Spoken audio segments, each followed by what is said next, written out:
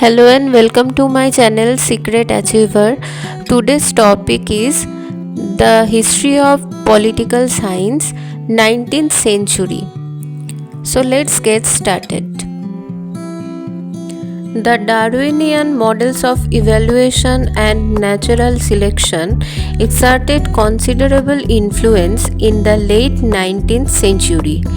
Society seemed to be evolving ever upward, a belief that was shattered by World War I. History is past politics and politics present history was the motto of the first generation of American political scientists, 1882 to 1900. The motto had been coined by the Oxford professor Edward Augustus Freeman and was enshrine on the wall of the seminar room at Johns Hopkins University, where the first large-scale training of America and political scientists began. The founding professors of the field included Westell Woodbury Willoughby, Herbert Baxter Adams at Johns Hopkins, John Burgess and William Dunning at Columbia, Woodrow Wilson at Princeton, and Albert Bushnell Hart at Harvard. Their graduate seminars had a thick historical cast, which typically reflected their experience in German university seminars. However, succeeding generations of scholars progressively cut back on the history and deliberate fashion. The second generation wanted to model itself on the physical sciences. In the progressive era in the United States, 1890s to 1920s, political science became not only a prestigious university curriculum but also an applied science that was welcomed as a way to apply expertise to the problems of governance. Among the most prominent applied political scientists were Woodrow Wilson, Charles A. Beard, and Charles E. Merriam. Many cities and states set up research bureaus to apply the latest results.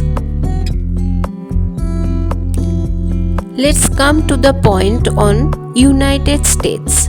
The American Political Science Association, established in 1903, is the largest professional association of political scientists.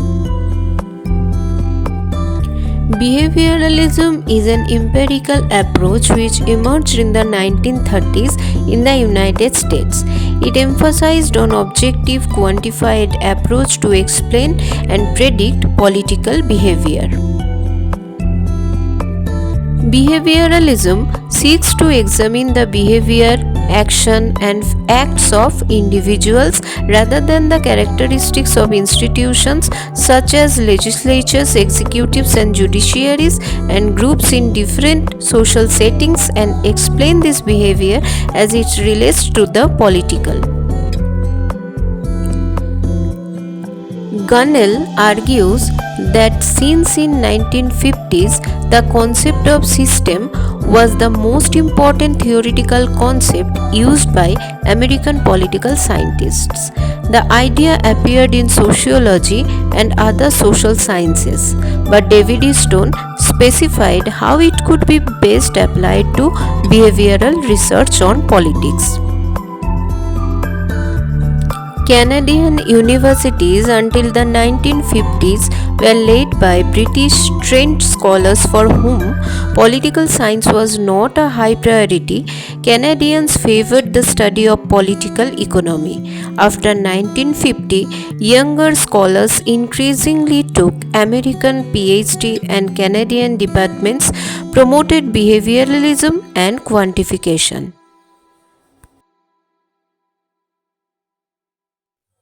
Political science operates on a smaller scale in European universities compared to American ones. Traditionally, political studies were handled by law professors or professors of philosophy. American impulses towards behavioralism have made the European Consortium for Political Research is a unifying force. It sponsors several scholarly journals including European Political Science, European Journal of Political Research, and European Political Science Review. In Soviet Union, political studies were carried out under the guise of some other disciplines like theory of states and law, area studies, international relations, studies of labor movement, critique of bourgeois theories, etc. Soviet scholars were represented at the International Political Science Association since 1955. 1960 by the Soviet Association of Political and State Studies. In 1979, the 11th World Congress of IPSA took place in Moscow. Until the late years of the Soviet Union, political science as a field was subjected to tight control over the Communist Party of the Soviet Union and was thus subjected to distrust. Anti-communists accused political scientists of being false scientists and of having served the old regime. After the fall of the Soviet Union, two of the major institutions dealing with the political science, the Institute of Contemporary Social Theories and the Institute of the International Affairs, were disbanded and most of their members were left without jobs. These institutes were victims of the first wave of the anti-communist opinion and ideological attacks. Today, the Russian Political Scientists Association unites professional political scientists from all around Russia. So these are some important information about the 19th century's period in the perspective of the history of political science. Thank you for watching everyone. Have a good day.